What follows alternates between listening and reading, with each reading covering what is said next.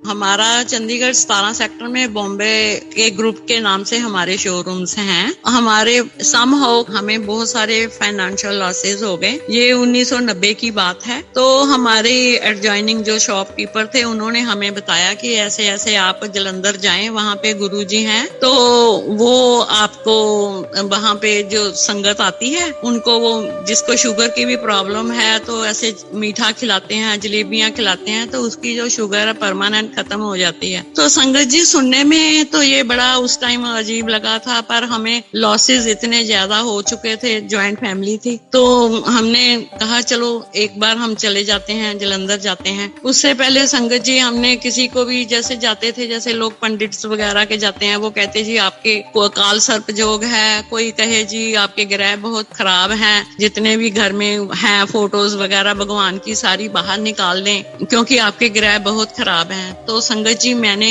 कहा हमने अपनी लाइफ में ऐसे तो कुछ किया नहीं, बट कोई कर्मों का चलो फल होगा, तो उस वजह से हमें ऐसे टाइम आ गया हमारे पे। तो हम जलंधर चले गए। तो अभी हमने एड्रेस लेके, तो अभी हम गली में जैसे ही पहुंचे कि डिफेंस कॉलोनी कहाँ पे पड़ती है, ये कोठी नंबर कहाँ पे पड़ेगा, अभी हम कार पार्क करके पूछ रहे थे लोगों में। तो इतने में जो गुरुजी के बाहर सेवादार होते थे सुदामा, ये 1990 की बात है, तो वो चल के आते हैं मेरे पास और कहते हैं कि आंटी आप चंडीगढ़ से आ रहे हो? मैंने कहा हाँ जी। वो कहते हैं जी आप गुप्ता आंटी हो? मैंने कहा जी हाँ जी। कहते जी अंदर गुरुजी आपको बुला रहे हैं। तो मैं एकदम से शॉक्ड हो गई कि अभी मैंने उनके दर्शन भी नहीं किए, उनको मिली नहीं, पहली बार हम वहाँ पूछ पूछ के पहुंच रहे हैं। ऐसे मुझे उन्होंने बाहर से ही भेज दिया सेवादार को बुलाने के लिए। तो संगत जी, उस टाइम हमारी इतनी ज्यादा फाइनेंशियल लॉसेस थे कि हम अपना घर तक लाइबिलिटी उतारने के लिए सेल कर रहे थे, जो हमारी अपनी कोठी थी।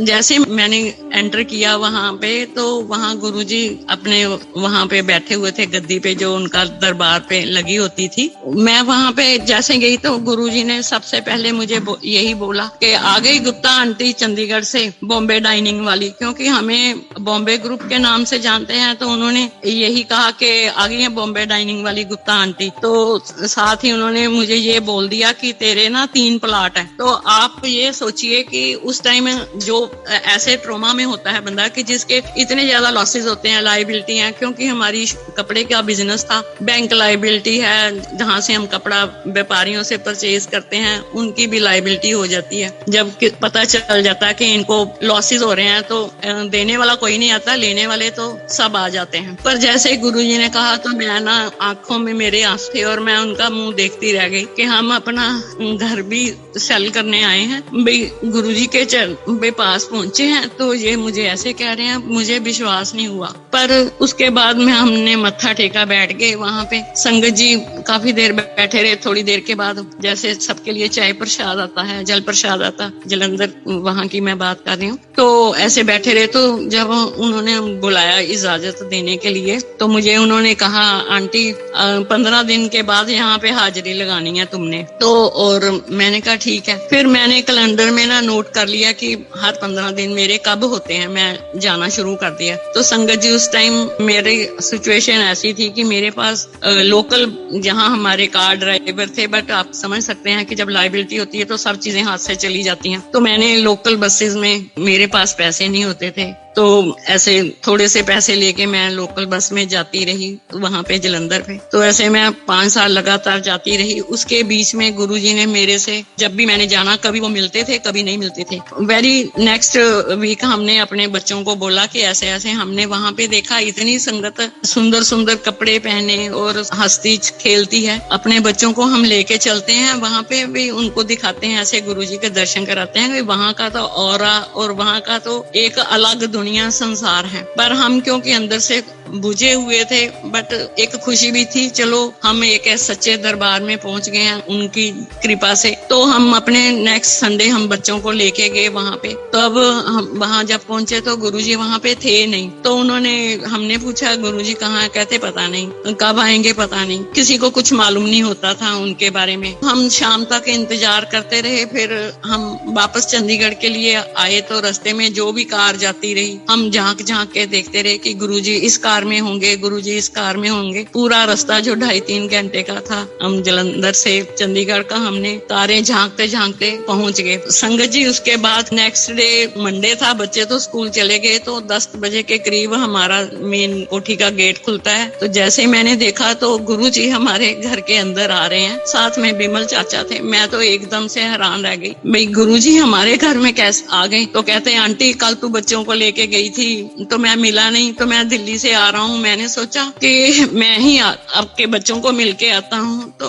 ऐसे गुरुजी ने हमारे घर में चरण डाले। तो उसके बाद ऐसा उन्होंने हमारा हाथ पकड़ा कि जो प्रॉब्लम्स थी वो सुलझनी शुरू हो गई। उसके बाद उन्होंने जैसे मुझे बोला आंटी मंडे के फास्ट रखने हैं, मैंने मंडे के फास्ट शुरू कर दिए। कई लोग सोचते हैं कि गुरुजी ऐसे मेमो में नहीं डालते थे, पर मेरी क्या प्रॉब्लम थी क्या ये तो वो ही जानते थे मेरे कर्म कैसे हैं, कैसे काटने हैं। फिर उन्होंने नेक्स्ट टाइम जब भी मैं गई उन्होंने कहा आंटी शिव पुराण पढ़ा कर। मैंने कभी शिव पुराण ऐसे नहीं पढ़ा था, हम आर्य समाजी हैं तो संध्या वगैरह ही करते थे। तो मैं अपने मन में सोच रही थी कि पूरा पढ़ना है या कैसे, तो वो जानते थे मेरे मन में क्या चल रहा है। उन्होंने कहा नहीं एक पेज आंटी पढ़ लिया कर और 15 दिन के बाद हाजिरी यहाँ पे लगाया कर। तो कभी गुरुजी मिलते थे नहीं मिलते थे, मैं 5 साल तक वहाँ पे जलंधर जाती रही। फिर एक गुरुजी कहने लगे कि आंटी अब तू ना पक्की चेली बन गई है। उसके बाद बहुत बार उन्होंने हमें वहाँ पे अमृत प्रसाद, जल प्रसाद है उसमें जैसे वो पिलाते हैं, वो कई बार हम पीने को मिला वहाँ पे। और ऐसे करके उन्होंने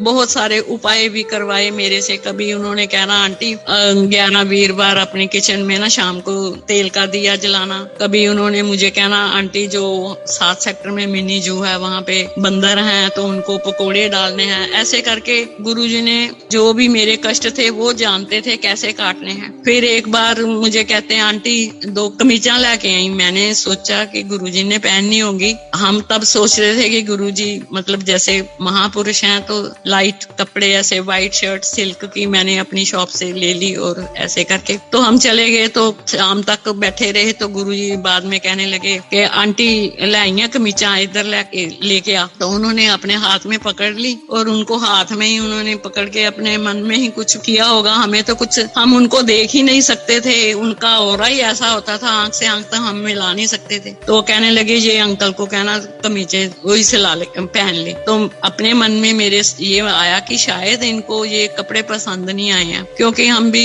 जैसे जुड़े थे नए नए थे। उसके बाद संगत जी ऐसे हुआ कि जैसे हम वापस आए तो जो हमारे कपड़े के व्यापारी थे उन्होंने हमें फोन करके कहना शुरू कर दिया कि हम आपकी प्रॉब्लम को समझते हैं, जैसे आपकी सहूलत है उस हिसाब से आप हमारे साथ कोऑपरेट कर लें, जैसे भी आपको ठीक लगता है कि इतने सालों से हम आपके साथ व्यापार कर रहे हैं। उसके बाद संगत जी एक बहुत टाइम के बाद मैं गई तो ऐसे मैं बैठी थी गुरुजी के पास। तो गुरुजी ने कहा आंटी ये पर्स तेरा बड़ा सुंदर है। उन्होंने हाथ में पकड़ लिया तो उसको 2-3 बार उन्होंने खोला, उसको जिप को जैसे लॉक किया, खोला तो मुझे वापस दे दिया। मैं कुछ नहीं समझ पाई क्योंकि उनकी लीला को तो कोई नहीं जानता था। तो जैसे ही मैं घर आई तो जो हमारे बैंक का जो लोन वगैरह हमने देने थे वो कहते हैं हम आपके साथ एडजस्टमेंट कर लेते हैं, इतने जैसे भी मतलब सेटल कर लेते हैं। तो ऐसे उन्होंने हमारे पे कृपा करते रहे बहुत। उन्होंने मतलब जैसे मेरे हस्बैंड है अंकल, उनको ये था कि जिस आदमी ने सारी उम्र काम किया हो तो एकदम से इतना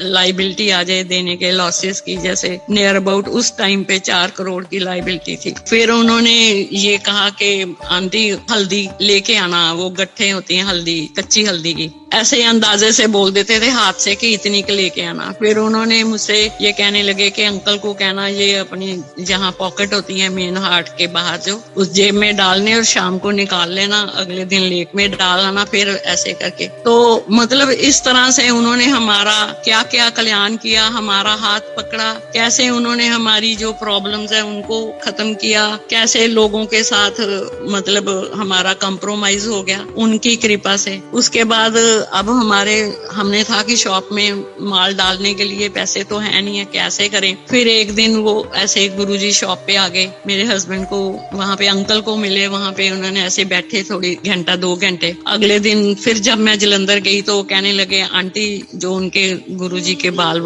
काटते थे सेवादार, तो इसकी लड़की की शादी है, आप ना दुकान से ना कपड़े लेके आना इसकी लड़की के लिए। तो मैंने सोचा संगत जी इसकी बेटी की शादी है, चलो कपड़े अच्छे लेके जाएं शादी। तो मैंने ऐसे जोड़े तैयार किए। तो गुरुजी ने कहा जो दान है ना वो मतलब किसी को दिखाना नहीं होता, तो कार में ही बैग अटैच ही पड़ा रहने दिया। तो संगत जी बाद में जब हमें इजाजत मिली तो हमने बोला कि अपना ये ले लो। तो उस दिन हमारी 2 लाख की सेल हुई और हमने उसी शॉप को फिर हमने फ्रेंचाइजी दिया, VIP ये लगेज जो उसके शोरूम हमने उनको फ्रेंचाइजी दिया। फिर हमारा जो था वो हमें घर में मतलब थोड़ा बेटर हो गया। उसके बाद फिर संगत जी गुरुजी हमने कहना गुरुजी आप कब आ रहे हैं, तो उन्होंने कहना आंटी परसों आना चौथा ना। तो तब हम 40 सेक्टर चले गए थे अपना घर सेल करके। उस घर ने हमारी जहाँ पे गुरुजी के चरण पड़े थे 20 लाख में गया, पर उसने हमारी 2 करोड़ की लायबिलिटी को उतार दिया। तो ऐसे गुरुजी के चरण पड़ने से हमारी इतनी बड़ी वो जो प्रॉब्लम थी खत्म हो गई। फिर हम 40 सेक्टर चले गए, वहाँ 39 में ताया जी और विमल चाचा जी वहाँ रहते थे। हमने उनके घर रात को चक्कर लगाते रहना कि गुरुजी यहाँ आए होंगे, गुरुजी ने कहा था आना है। कई बार वहाँ पे गुरुजी मिल जाते थे और वो कहते थे अब तो आंटी मेरा खेड़ा छोड़ दो, जैसे वो पंजाबी में बोलते हैं। पर वो उनका एक ऑरा और उनकी एक खिंच ऐसी थी कि वो नशा एक ऐसा था कि उनको हम नहीं छोड़ सकते थे। उसके बाद वो 33 सेक्टर में आ गए चंडीगढ़ में, वहाँ हम जाते रहे। फिर जैसे होना कि संगत जी चलो जी वहाँ पे चलना है गुरुजी के साथ, गुरुजी ने के साथ हम कभी बठिंडा कभी रात को जाते रहे। ऐसे करके गुरुजी के साथ हमारा एक परिवार बनता गया। आगे संगत और मिलती गई अच्छी प्यारी। फिर हमारी जो एक था मन में कि हम जो जिसको बोलते हैं दुखी रहते हैं, तो उस सोच में फर्क पड़ गया, दुख को सहने की शक्ति मिल गई क्योंकि गुरुजी का हमारे सिर पे हाथ था। तो ऐसे करके गुरुजी के साथ हम उदयपुर तक गए, सारी संगत के साथ गए। वहां पे भी गुरुजी ने सारी संगत को भी ब्लेस किया। तो हम जैसे आए हैं फिर गुरुजी यहाँ चंडीगढ़ में आए 2 सेक्टर में आहूजा अंकल के यहाँ, वहाँ हम डेली वहाँ 2 साल के करीब रहे। हमने डेली 5 बजे फिर हम यहाँ पंचकुला शिफ्ट हो गए। तो वहाँ डेली हमने 16 सेक्टर से जाना गुरुजी के पास पैदल चल के 2 सेक्टर, क्योंकि उनको मिलने की इतनी वो होती थी, एक नशा होता था कि रोज हमने 5 बजे पैदल शूज पहनने और गुरुजी का जब तक दरबार खुलता तो 6 बजे हम उनके वहाँ पहुंच जाते थे। और रात को 2-2 बजे 1-1 बजे हम तो चलो लंगर किया गुरुजी के पास बैठ जाते थे, लेकिन बच्चे हैं वो सेवा में लगे होते थे, तो जब उनको इजाजत मिलती थी तभी आए। तो वहाँ संगत जी हम 2 बार वहाँ गुरुजी के पास सचखंड का प्रसाद आया, इतना बड़ा कि हम इमेजिन नहीं कर सकते कि लड्डू था बहुत बड़े साइज का जो उनके हाथ में आया। तो उन्होंने सारी संगत को थोड़ा थोड़ा जैसे भी बांटा, लाइन से हम खड़े थे। और संगत जी वो ऐसा था, उसका एक एक जो दाना था बूंदी का, जो लड्डू का जो हमें मिला वो हमने खाया कि जैसे पूरा अमृत किसी ने घोल के, कितने फूलों की फ्रेग्रेंस होगी हमारे अंदर जा रही है। और एक ही दाना हमने जैसे खाया तो लगा कि अंदर तक हम खुशबू जो गुरुजी के पास से आती थी वैसी खुशबू उसमें थी। तो हमने उसको संभाल के रख लिया कि बच्चे जब कोई एग्जाम्स वगैरह देने आते हैं तो उनके लिए रख लें। तो संगत जी 3 महीने तक हमने उसको रैप करके रखा, वो एज इट इज फ्रेश रहा, उसका कोई घी नहीं किसी चीज को लगा, लेकिन वो हर टाइम फ्रेश रहता था। और वैसे ही फ्रेग्रेंस थी कि बच्चे एग्जाम देने जा रहे हैं, जब मेरे हस्बैंड ऐसे कोई डील पे जा रहे हैं तो चलो गुरुजी की ब्लेसिंग्स साथ में जाएं। उसके बाद डेली जाना हो गया वहां पे, 2 साल गुरुजी रहे। फिर उसके बाद कभी वो जनरल दपिंदर हैं 12 सेक्टर में, उनके वहां चले जाते थे। फिर उसके बाद गुरुजी डेली हम जैसे जाते थे तो बहुत ही आनंद आता था, बहुत अच्छा लगता था। कभी डॉली गुलेरिया हमारे पास होती थी, गुरुजी कहते थे चलो आंटी कुछ लिखो और कुछ सुनाओ। तो ऐसे करके उन्होंने बहुत सारे गुरुजी के लिए वो लिखे भजन शब्द शब्द लिखे, और जो कि बहुत कहीं भी जाते थे तो वो चलते रहते थे उनके। तो ऐसे करके उनको भी और संगत जितनी भी थी सबको गुरुजी ने बहुत ब्लेस किया। उसके बाद गुरुजी एम्पायर स्टेट चले गए, तो फिर हमारा गुरुजी को मिलने का वहाँ एम्पायर स्टेट जाना शुरू हो गया, महीने में एक बार ऐसे करके। तो संगत जी अभी हमारा फ्रेंचाइजी तो हो गया था, बट मेरी 2 बेटियां हैं और एक बेटा छोटा, लेकिन वो ग्रोन अप हो चुकी थी। लेकिन हम शादी के लिए सोच नहीं सकते थे कि कैसे हम इनके लिए करें। तब जब हम एम्पायर स्टेट गए एक बार, ये 98 की बात है, तो गुरुजी ने वहां पे एक दिन ऐसे ही हम दर्शन के लिए गए, तो कहते आंटी रात के 12 बजे होंगे, हमने लंगर खा लिया और उनके पास बैठे थे, इजाजत नहीं मिली थी अभी आने की। तो जब वो अपनी उनकी किचन में से उनके लिए प्रसाद आया, तो उसमें से उन्होंने बोला, आंटी एला तेरी कुड़ी दा एक बाइट उसकी तोड़ी रोटी की और सब्जी लगा के मुझे कहते हैं, आंटी अब ये ले तेरी बेटी की शादी का ना मैंने लंगर खिला दिया तेरे को। तो मैं एकदम से, क्योंकि मेरी 2 बेटियां, अब कैसे, मैंने कहा गुरुजी अभी तो बड़ी भी है। वो कहते नहीं बस अब गाने लगाओ और नाचो सारे जने। तब वहां पे हरपाल टिवाना थे और ये खट्टर जो जगदीश टाइटलर वगैरह, ये ऐसे बहुत सारे लोग बैठे थे। तो गुरुजी ने म्यूजिक ऑन करवा के सबको कहा चलो नाचो। तो सब हो गए कि एकदम से ऐसे 12 बजे क्या हुआ। पर संगत जी जैसे ही मैं आई वहां से, मुझे तो खुद समझ नहीं आया कि गुरुजी ने ऐसे किया और डांस करवाया सबको। तो चंडीगढ़ लोकली 9 सेक्टर से हमारी बेटी के लिए एक रिश्ता आ गया। मैंने अब हम 16 सेक्टर में हम किराए के घर पे रहते थे। दुकान हमने फ्रेंचाइजी दी हुई थी, ज्यादा तो नहीं हो पाता था क्योंकि जॉइंट फैमिली है तो शेयर करना पड़ता है जो भी मिलता है। अब वो लड़के वाले आगे, वो कहते हैं कि हम तो लड़की को रिंग डालने आए हैं, और हम कहें कि नहीं, हम चाहे बॉम्बे फैमिली को बिलोंग करते हैं, बट हमारे पास कुछ है नहीं है कि हम इनको दे सकें। लेकिन और जो हमारा जो घर है यहाँ भी हम रेंट पे रह रहे हैं भाई, ऐसे ठीक है हम बॉम्बे वाली फैमिली हैं, बट हमारे पास कुछ है नहीं है। वो कहते हैं हमें कुछ चाहिए ही नहीं, हमें तो सिर्फ लड़कियां ही चाहिए, तो हम रिंग लेके आए हैं डालने के लिए, तो ऐसे रिश्ता पक्का करना है। अब संगत जी आप सोचिए, उस दिन संडे का दिन था, मेरे पास इतने भी पैसे नहीं थे कि मैं लड़के को रोक पाऊं। फिर जो हमारी लैंड लेडी थी उससे मैंने बोला कि मुझे थोड़े से पैसे दे दो, मैं इसको शगुन डालूं और मिठाई का एक डब्बा लेके आऊं। तो ऐसी सिचुएशन थी हमारी कि जहाँ गुरुजी ने हमें कहाँ से तो कहाँ हमें उन्होंने पहुंचा दिया। फिर जब उनकी शादी का टाइम आया, अब जो हमारे अपने रिश्तेदार थे वो तो सारे पीछे हट गए कि इनके पास कुछ है ही नहीं। आप समझ सकते हैं, जब पैसा होता है तो सारे रिश्तेदार हैं, अपने भी भाई बहन हैं, जब नहीं होता है तो सारे दूर हट जाते हैं। पर एक गुरुजी की संगत थी जिसने हमारा इतना साथ दिया, गुरुजी की कृपा से। जब शादी फिक्स हो गई, बारात आ गई, और मैं और मेरे हस्बैंड एक दूसरे का मुंह देखें कि बारात आ गई है, ना कुछ देने के लिए ना कुछ करने के लिए, तो हम बार बार कहें कि उनको अभी रोक लो, कहे जी 8 बजे हैं पहुंच गई हैं। तो संगत जी जैसे शहर से ही लोग थे, वो जो महाजन टेंट वाले, वो कहते जी कितनी बारात है बताओ, कैसा टेंट लगाना, हम लगा रहे हैं। फिर उस टाइम पे उसका वो बड़ा मशहूर था एक कैटरर, वो आ गया, वो कहने लगा कि नहीं जी कितनी बारात का खाना क्या क्या बनाना है हम कर लेंगे, बाद में कर लेंगे। और सारी गुरुजी की संगत जो भी गुरुजी के कृपा से सारी वहां पे पहुंच गई। चोपड़ा अंकल और बिमल अंकल और नवराज और ताया जी, जनरल जितने भी गुरुजी ने जैसे कहा था जरूर जाना, तो सारी गुरुजी की संगत आ गई उनको वेलकम करने के लिए। और मैं और मेरे हस्बैंड हम दोनों एक दूसरे का मुंह देख रहे हैं कि कैसे होगा। हमारे जिसको नहीं भी जानते थे वो भी हमारे हाथ में एक लिफाफा पकड़ा गया कि कोई बात नहीं आंटी,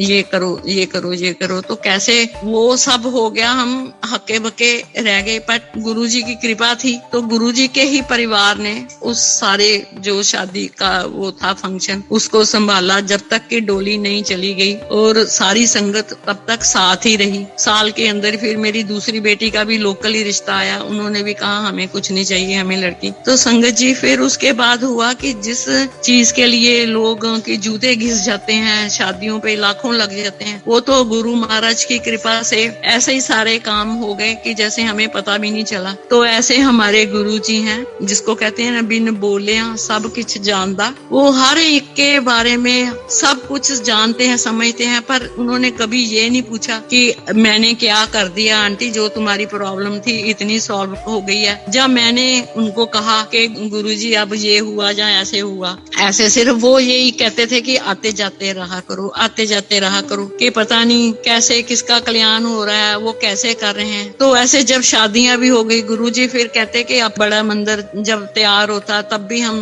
गुरुजी के साथ वहां जाते रहे। जब कंस्ट्रक्शन चल रही थी, शुरू हुआ था, फिर जब तैयार भी हो गया, गुरुजी का बर्थडे वहां सेलिब्रेट हुआ, तो गुरुजी ने अपने हाथ से सबको वो अपनी जो एक छोटे साइज में जो सब रूप थे वो डिस्ट्रीब्यूट किए। तो अभी तक वो उनको हमने संभाल के अपने अलमारी में रखा हुआ है कि वो गुरुजी के अपने हाथ से दिए हुए हैं। तो संगत जी ऐसे करके हमारा कनेक्शन चलता रहा। फिर बीच में ऐसा समय आ गया कि हमारा आना जाना कम हो गया, क्योंकि थोड़ी ये हो जाती है कि गुरुजी दूर चले गए। वो कहते थे अब मैं दिल्ली चला गया तो मैं कम आया करूंगा चंडीगढ़। तो जैसे लिंक सा टूट गया, पर मन में होता था कि हम गुरुजी के कैसे मिले। हमें लगा कि जैसे साईं बाबा हैं और उनकी और गुरुजी की जो सिमिलरिटी है, जैसे कि वो कोई भेदभाव नहीं है, कोई खाने पीने की वो नहीं है, कोई नीला नहीं पहनना पीला, ऐसे कुछ नहीं है। तो हम साईं मंदिर जो चंडीगढ़ 29 में वहां जाने शुरू हो गए, क्योंकि उनमें हमें गुरुजी दिखते थे।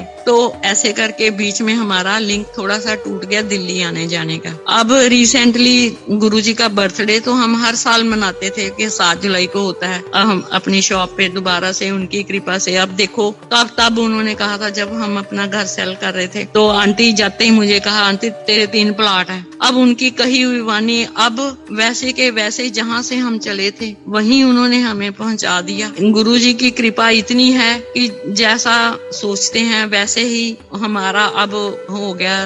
बट ये है कि अब मन में वो नहीं रहा, जिसको कहते हैं ना कि उन्होंने मांझ के इतना जैसे सोना कुंदन बन जाता ना। अब इच्छाएं आशाएं नहीं है कि मिला है ठीक है, नहीं मिला तो भी कोई दिक्कत नहीं है, कि मन अंदर से इतना ज्यादा प्रसन्न रहता है, खुश रहता है कि किसी चीज की कमी नहीं लगती है। हर टाइम उनका शुक्राना ही मन में रहता है कि जिन्होंने कहां से हमें निकाला, हमारा हाथ पकड़ा और आज तक नहीं छोड़ा। तो ऐसे ही उनकी कृपा बनी हुई है। बच्चे भी अपने सेटल हैं, अपना अपना काम कर रहे हैं। तो जैसे था हमारी पोजीशन वैसे ही वहां पे गुरुजी ने हमें पहुंचा दिया।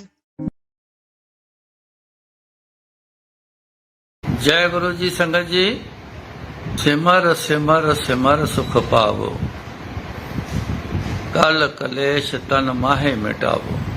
जितना जतन कोई कर ले, कोई बहुत सारे तरीके अपना ले, चाहे कुछ भी कर ले इंसान, बिना सिमरने से प्राप्ति नहीं होनी है। ये बड़ा जरूरी है सिमरना। ये कौन कहता है? ये वो कहते हैं जिन्होंने ये धरतियां, आकाश, जीव जंतु, जहां भी जिस धरती पर भी है, जिसने बहुत सा मंडल बनाए हैं, ये उनका कहना है, मतलब परमात्मा का कहना है। परमात्मा की जब बात करते हैं ना, कई बार ये परमात्मा वर्ड बहुत बार सुन चुके हैं। जब से पैदा हुए हैं परमात्मा परमात्मा ऐसे सुन चुके हैं, एक ऐसे आदी हो गए हैं कि ये कोई आम सी बात है, ये कोई नई बात नहीं है। लेकिन ये आम सी बात नहीं है, ये सबसे खास है। परमात्मा सबसे खास है। आज इस रूप में आया परमात्मा। गुरुजी कहते हैं, उनका आज नाम गुरुजी है। वो कहते हैं कि सिमर सिमर सिमर सुख पाओ, बिना सिमरन के सुख नहीं मिलेगा, कोई प्राप्ति नहीं होगी। कल कलेश तन माहे मिटाओ।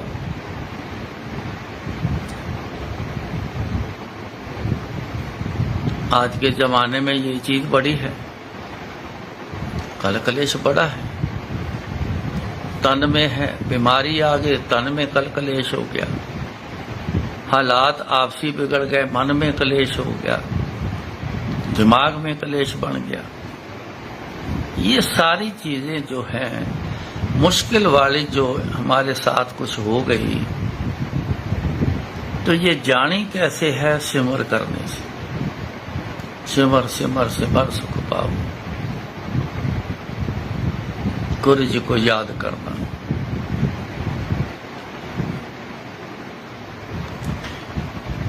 असलियत तो ये है जो गुरु जी ने कही है, एक बार नहीं, मैंने तो कई बार सुना है। ये कोई अपने पल्ले से नहीं, अपनी सोच समझ से नहीं, ये उनके कहने से कई बार कहा है। तुसी मैनू याद करो, मैं तुहाडे काम करांगा। याद की है? सिमरना। ये सिमरना है। जब तक नहीं करेंगे तो कैसे प्राप्ति होगी? इसलिए ये सबसे ज्यादा जरूरी है कि सिमरना, नहीं छोड़ना, ना छोड़ना, करते रहना, जब भी समय मिल जाए जरूर करते रहना।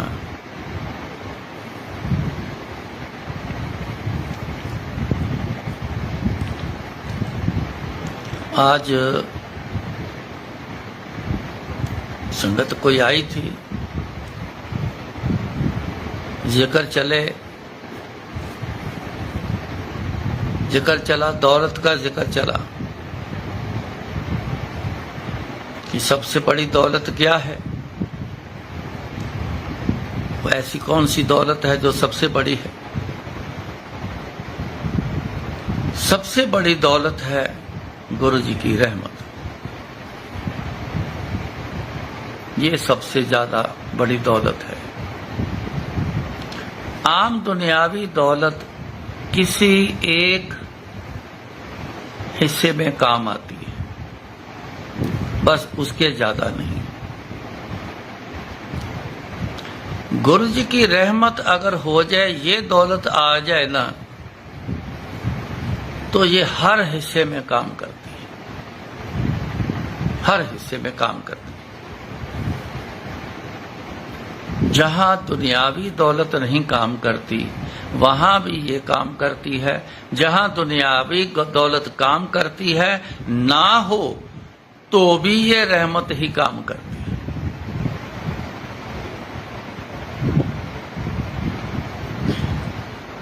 सत्संग चला, जो पहले भी कई बार हुआ है।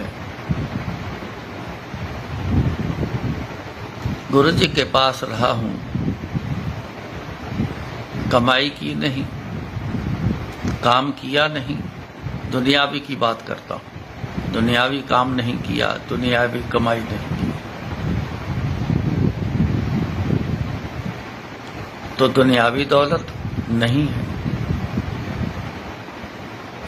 वक्त आया जब लड़के की शादी करनी थी, तो वक्त आया,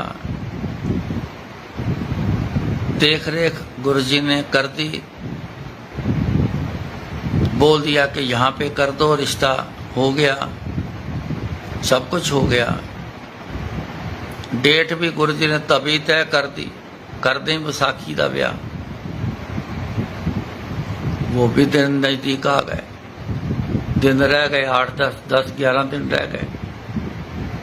तो गुरु जी मेरे को छुट्टी दे रहे हैं, कहते जा जाके ब्याह कर मुंडे दा। दिल्ली थे गुरु जी, जा कहते मुंडे दा ब्याह कर जाके। मैं कहा गुरु जी कादे नाल ब्याह करना है? कोल तो कुछ है नहीं, विआह काहदे नाल करना गुरु जी?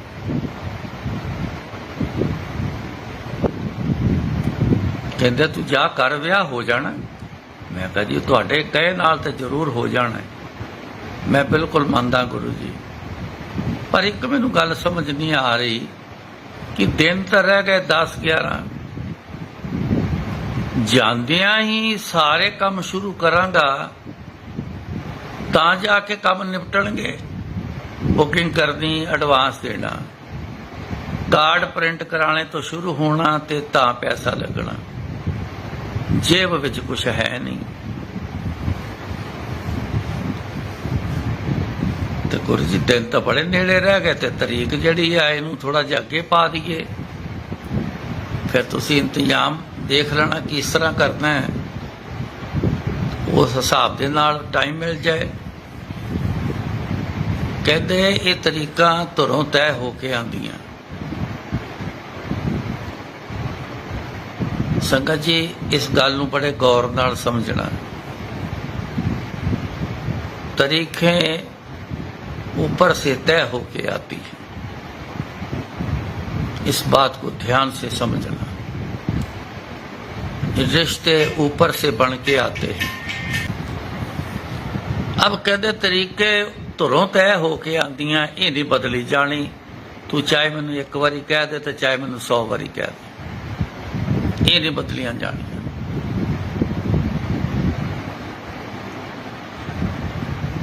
तू जा जलंधर, जा जाके विआह कर, देखी बड़ा वधिया विआह होएगा, बड़ा चंगा विआह होएगा, शादी बड़ी चंगी होएगी। कह के गुरु जी उठ गए। मैं भी उठ गया,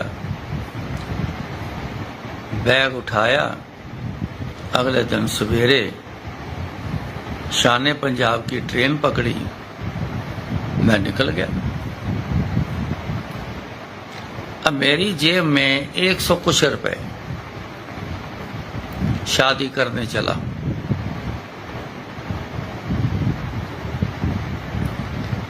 $92 या $93 की टिकट ऑर्डिनरी आती थी दिल्ली से जलंधर। वो टिकट खरीदी, ट्रेन में बैठ गया तो जलंधर पहुंच गया। जब घर पहुंचा तो रह गए 47 रुपये, 47 रुपये।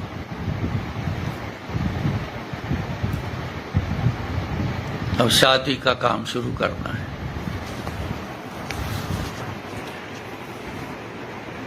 ₹47 से शादी का काम शुरू हुआ।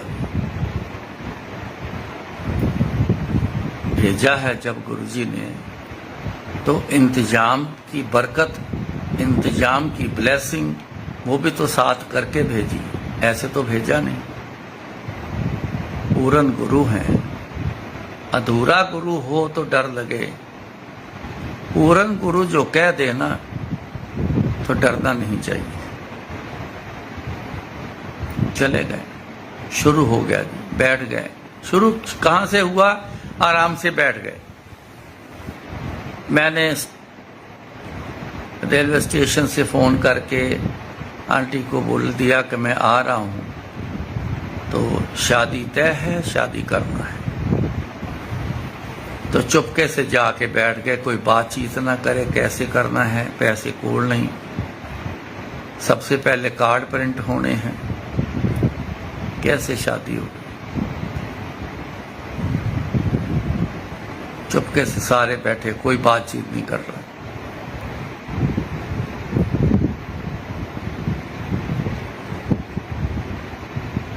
दिन निकल गया, अगला दिन शुरू हो गया।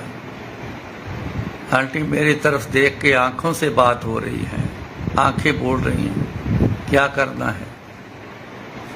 मैं हंस पड़ा।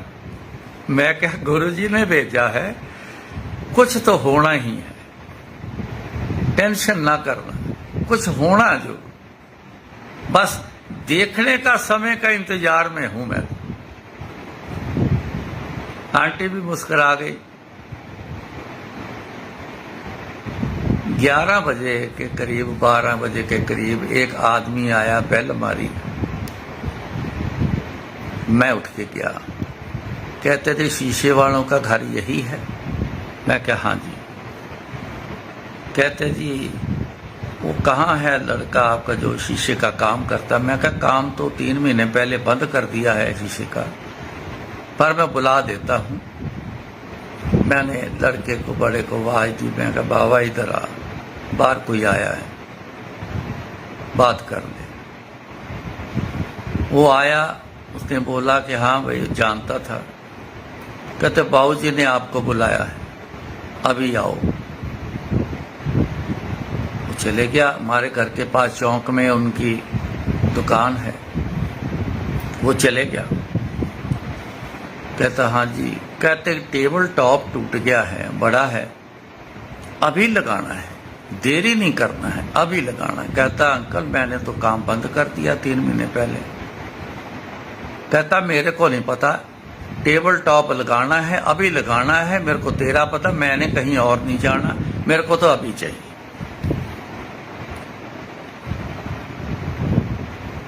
उसने दिमाग से सोचा क्या करूं। चलो उसने बोला जो हमारे लिंक के हैं मैं उनसे पूछता हूं कि इस साइज का अगर कोई गिलास तैयार होगा तो एड्रेस दे के मंगवा लेता हूं। चलो जानकार हैं, बड़े अच्छे, प्रेम प्यार है। उसने फोन किया कि किसी को कि इस साइज का आधे इंची मोटा गिलास चाहिए, ग्राइंड किया हुआ चाहिए, तैयार रेडी पड़ा है। उसने बोला होल्ड कर, मैं चेक करता हूं। उन्होंने चेक किया तो उनके पास पड़ा था। उसने बोला कि ये एड्रेस है, इस एड्रेस पे भेज दो और बताओ इसकी प्राइस क्या लोगे। उन्होंने प्राइस बता दी। उन्होंने बोला जी कि भेज दो। उसने वो भेज दिया। थोड़ी देर में जब वो आया तो उसको फोन आ गया कि वो रिक्शे वाला चल पड़ा है, तो वहां पहुंच गया। जब आया तो उठा के तो टेबल टॉप पे रख दिया। उसने बोला बाबा कितने पैसे हैं इसके? तो उसने बोला अंकल मेरी शादी है 8-10 दिन तक, मैंने कार्ड प्रिंट कराने के लिए आपके पास आना था। कहता अरे कमाल है, इतने दिन रह गए तो कार्ड ही नहीं प्रिंट कराए? कहता नहीं, आज कराने हैं। कहता मैटर दे, ये तो अपना काम है, मैटर दे। मेरे को उसने फोन करके बुलाया, मैं आ गया तो मैटर वगैरह सारा सेटल कर दिया, डिजाइन सेटल कर दिया। तो मैंने बोला कि भाई साहब ये शाम तक प्रिंट करा के दो। कहता शाम तक नहीं होने, कल सवेरे 12-1 बजे तक ले लेना। मैं क्या 12-1 तो देरी हो जानी है, सुबह आते ही देख लो। कहते 12-1 में 10 में क्या फर्क नहीं पड़ता है, आप कोशिश करूंगा 10 बजे के बाद दे देता। अगले दिन कार्ड प्रिंट हो गए, कार्ड आ गए। तो मेरी आंटी कह रही है कि कार्ड बांटने हैं, इनके साथ कुछ देना होता है, कोई एक बॉक्स खाने पीने स्वीट्स का हो या किसी भी चीज का हो, होता है साथ में, उसका क्या करना है? मैं क्या देखो कार्ड प्रिंट हो गए ना, गुरु की कृपा यहाँ से शुरू हुई है, कार्ड प्रिंट हो गए ना, तो अगर खाली नहीं जाने हैं, किसी बॉक्स के साथ जाने हैं, तो मैं क्या गुरु जी की ये मर्जी है, तो उसका प्रबंध भी हो जाएगा। इतने में दोपहर का खाना खाने के लिए हम तैयारी कर रहे हैं, खाना खाने के इतने में मेरा ब्रदर आ गया। ब्रदर आ गया, चलो खाना खाया, इकट्ठे बैठे बातचीत करते रहे। तो मेरे से पूछता है कि शादी की तैयारी हो रही है? मैं कहा हाँ जी हो रही है जी, हाँ जी हो रही। जब वो जाने लगा तो उसने एक एनवेल्प मेरे हाथ में दिया। मैं कहा ये क्या है? कहता ये सगन है शादी का। मैं कहा सगन ऐसे अकेले तू थोड़ी देगा, तेरी घर वाली तेरे साथ होती, बच्चे साथ, आप इकट्ठे जब शादी पे आओगे, मैं आपको इनवाइट करूंगा पहले, फिर आप शादी पे आओगे तो उस समय पे ये सगन देना पड़ता है कि आज तू अकेला आया है, किस काम से आया, तू मेरे को पकड़ा है। कहता कोई जरूरत नहीं है, हम फैमिली ही समझो, ये बस पकड़ो, मैं किसी के सामने कुछ नहीं करना चाहता, ये घर का मामला है तो मेरा और आपका आपस में है। वो दे के चला गया। फिर वापस आया तो मेरे को कहने लगा ज्वेलरी का काम हो गया है। मैं कहा नहीं, आजकल तो रेडीमेड का रिवाज है, पहले ला के रखना, अब अपनी इज्जत भी बनानी है।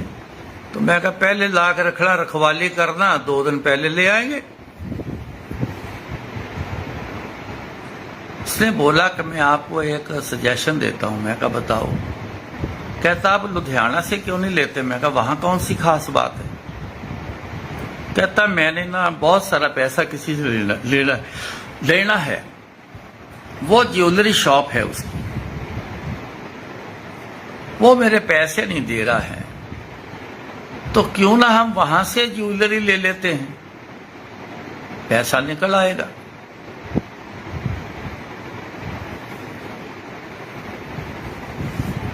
आप मेरे साथ चलो, भाभी जी को साथ में लो, मेरे साथ चलो, तो वहां से जाके ज्वेलरी खरीद लो और रात वहां रुक जाना, तो सवेरे आपको मैं छोड़ जाऊंगा। मेरा दिमाग चलना शुरू हो गया, ये गुरुजी की क्या माया चल रही है। मैंने कहा कि चलो ठीक है, ये गुरुजी की खेल चालू हो गया है, मैंने अब अपना दिमाग नहीं चलाना, जो चल रहा है इसको चलने दो। मैंने अपने आंटी से पूछा कार्ड के साथ क्या बांटना है। उसके मुंह से निकला कि वो जो कागजी बादाम होते हैं वो साथ में बांटते हैं। मैं कहा वो तो महंगे बड़े पड़ेंगे। फिर वो चुप कर गई। अब फिर दिमाग में आया, मैं कहा ये भी गुरुजी ने ना बुलवाया हो, मैं कौन होता हूं इसको रोक टोक करने वाला। मैंने अपने बड़े लड़के को पैसे पकड़ा दिए। मैंने बोला कि ये पैसे सारे रख, जो इन्वेल्व था। मैं कहा तू ना एक बॉक्स ले लो, उसमें बादाम भर के देखो एक बॉक्स में कितना वजन आता है, तो कितना कार्ड बांटना है उसके हिसाब से कैलकुलेट करके उतने बादाम लेके आओ। हम कल सवेरे आएंगे, हमारे आने तक आप जिनका पता है वो नाम लिखते जाओ, बॉक्स भर भर के वहां कार्ड सप्लाई इनविटेशन देते जाओ। तो कल आ जाएंगे, फिर बाकी बातें कल करेंगे। हम चले गए सीधा दुकान पर। उनके जो ज्वेलरी पसंद करनी थी, जितनी चाहिए थी, वो सबने पसंद कर ली।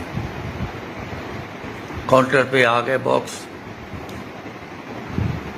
तब वो मेरा भाई उनके सामने आया, तो हेलो शेलो करी उसने, क्या हाल है? ठीक है, बढ़िया, सब ठीक चल रहा है, सब ठीक चल रहा है। कहता ये मैंने सामान निकलवाया है, इसकी ये प्राइस बन के आपके पास आ गई है, अब जो लेस करना है इसमें कर दो, और जो मैंने पेमेंट आपसे लेनी है उसमें ये एडजस्ट कर दो। वो जिनकी शॉप थी वो हक्का बक्का रह गया। वो देखने लग गया, सोचने लग गया। उससे फिर रहा ना गया, कुछ नहीं बोला।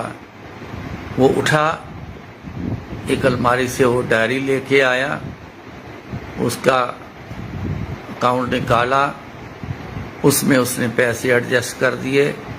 बाकी थोड़े बहुत जो बचे उसने बोला कि मैं कब लेने आऊं। उन्होंने कहा कि नेक्स्ट मंथ हम बात करेंगे इसके बारे में। हम वो ज्वेलरी लेके घर पहुंच आए, सवेरे घर पहुंचाए। दूसरा काम ये हो गया, बड़ा काम था ज्वेलरी का, वो हो गया। मैंने बोला कि कितने पैसे बने हैं, इसके भाई से पूछा। वो कहने लगा शादी के बाद बात करेंगे, अभी नहीं करो। हमें छोड़ गया। मेरी आंटी ने कहा कि पहली शादी है, मायके में जाके इनवाइट करना होता है।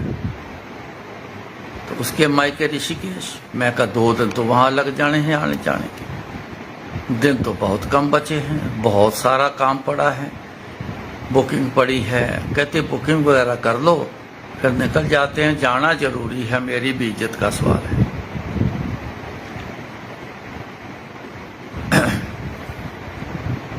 एक दिन बुकिंग में लगाया, जो भी बुकिंग करनी थी, कैटरिंग वाले की, बैंड बाजे की, घोड़ी वाले की, गुरुद्वारा में सगन लेना था वहाँ की, सारी बुकिंग एक दिन में हमने ऐसे गुरुजी ने करवाई कि सारी बुकिंग एक दिन में हो गई। एडवांस सबको दिया। मेरी सिस्टर इन लॉ आ गई, आके चलो चाय वाय पी, बातें बातें करते रहे। एक एनवेलप उसने टिका दिया, कहती जी ये शादी का सगन है, आज ही सगन देना चाहती हूँ। मैं क्या आज क्यों? कहती पता नहीं, मेरा मन कहता है। घर बैठी थी कि जो सगन देना है शादी का वो आज ही दे के आना है। तो मैं तैयार हो गई, तो हस्बैंड को बोला कि मैं निकल रही हूँ, आप जहाँ भी हो वहाँ से वहाँ पे आ जाना। वो भी आ गया। तो उन्होंने वो एक एनवेलप उन्होंने टिका दिया। अभी इतना हो ही रहा था तो दूसरी मेरी सिस्टर इन लॉ, वो आपस में बात हुई होगी कि मैं तो सगन आज ही देने जा रहे हो, कहते हो तूने देना तो मैं भी दे देती हूँ जाके।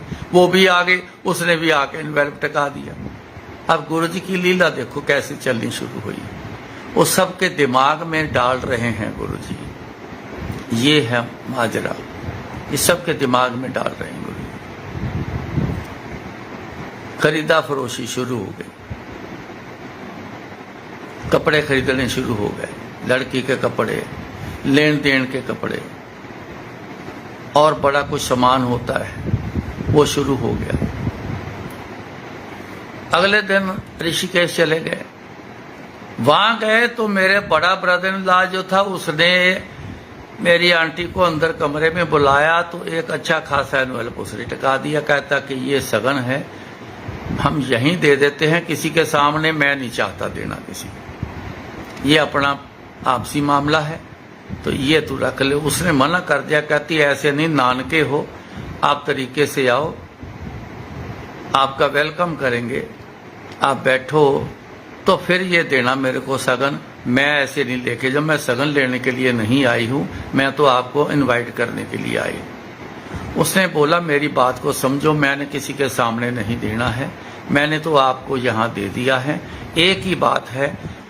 वो मानी नहीं, वो उठा, उसने मेरी आंटी का पर्स उठाया और उसमें डाल दिया। उसको बोला कि तेरे को मेरी कसम, तू ये अब बाहर नहीं निकालेगी, ऐसे ही जाएगा तेरा पर्स। गुरुजी की माया, आके सारी खरीदा फरोशी हो गई, सब कुछ हो गया, शादी हो गई।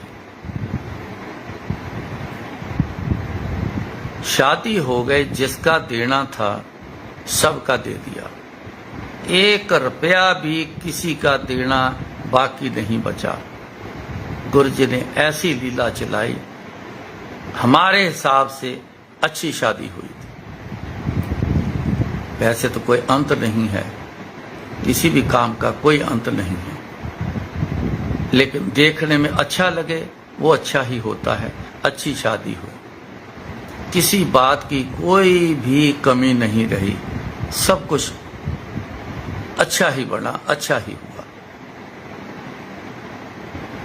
तो शादी हो गई। अब मैं आपको गुरुजी की देखो करनी बताता हूँ कि गुरुजी कैसे मैचिंग भी करते हैं। गुरुजी ये भी नज़ारे दिखाते हैं। 2 दिन निकल गए, सगन के जो एनवेलप वो चुन्नी में बांध के इकट्ठे करके उसने अलमारी में रखे थे आंटी में। तो जब ये अलमारी खोलती वो लुढ़क के बाहर को आ जाते। तो उसने मेरे को बोला कि ऐसा है जी, इनको पहले निपटो, खोलो, सारे इकट्ठे करो, ये बार बार यही बाहर को आते हैं जब अलमारी खोलती हूँ, खोलने तो है ही, तो इसका काम पूरा करो। हम बैठ गए जी, खोल खोल के कुछ उसने शादी में इस्तेमाल किए, जो बाकी बचे सब खोले। तो जब गिनती करी ना मैंने, तो 47,000 रुपये सबका दे दिला के, सबका भुगतान करके, सब कुछ करके 47,000 रुपये पूरे हमारे पास गुरुजी ने उल्टा दे दिए। तो जिस दिन मैं आया था, टिकट खर्चने के बाद, रास्ते में चाय पानी पीने के बाद मेरी जेब में घर आया था तो 4700 रुपये थे। तो 47,000 रुपये गुरुजी ने झोली में डाल दिए कि शादी के बाद भी खाली नहीं रहना, जहाँ कहीं उसने जाना होगा। तो मैंने लड़के को पकड़ा है, मैं कहा ये ले भैया तेरे ही हैं, कहीं जाना है दोनों ने, घूमने जाना है, कहीं जहाँ जाना जहाँ चले, ये ले जाओ मेरे से। मैंने अपने पास 1 रुपया नहीं रखना, तेरे शादी के लिए गुरुजी ने सब कुछ भेजा है, अब बाकी बचा वो तू जान, तेरा काम जान।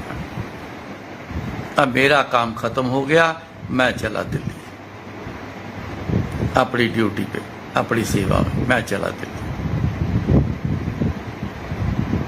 सो संगत जी, बात चली थी दौलत के बारे में। दुनियावी दौलत की भी जरूरत है, लेकिन जितनी जरूरत है उतनी, उससे ज़्यादा अलमारी में पड़ी वो किसी काम की नहीं। ये संगत जी, मैंने ऐसी चीज़ें देखी हुई हैं। दौलत कौन सी हमें चाहिए? बेहिसाब दौलत। क्या चाहिए? गुरु जी की रहमत, ये दौलत चाहिए। गुरु जी की रहमत है ना हमारे ऊपर, तो किसी बात की कोई कमी नहीं। सब कुछ आपके आगे ऐसे आती हैं चीजें कि जैसे कोई ला के रख के जाता है।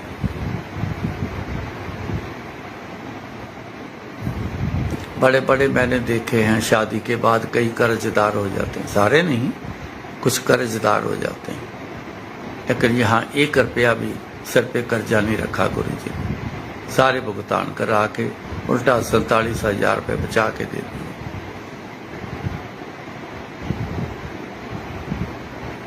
ये दौलत की कमाई करनी चाहिए साथ में। दुनियावी दौलत भी जरूर कमाए इंसान, खूब कमाओ,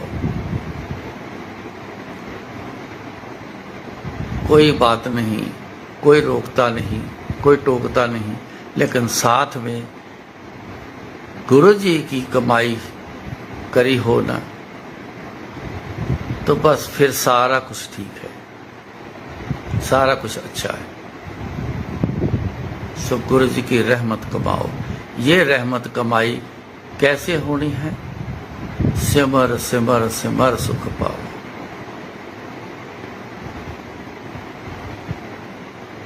कोई टेंशन नहीं, मेरे को कोई टेंशन नहीं थी। जिन्होंने भेजा कि जा कर शादी बड़ी वधिया होएगी, तो फिर चिंता तो मैंने तो करनी नहीं। क्यों करूं जब गुरु जी के बोल ऐसे हैं? तो गुरु जी का बोल जो बोला गया वो पत्थर पर लकीर है, वो मिटता नहीं। जो बोला है वही होता है, तो फिर कभी किस बात की? तो रहमत कमाई सिमरने से होनी है, सेवा से होनी है, और कोई दुनिया में तरीका नहीं है। सेवा करो, सेवा से सिमरन पैदा होता है। सेवा इसलिए बनी है, सेवा से सिमरन पैदा होता है, फिर सिमरने से गुरु मिलता है। जिसको गुरु मिल गया सब कुछ मिल गया। गुरु जी कृपा करे, बड़ी रहमत है। यही कमाई साथ जानी है। गाविए सुनिए मन रखिए, पाओ दुख पर हर सुख कर ले जाओ, ऐ कमाइए।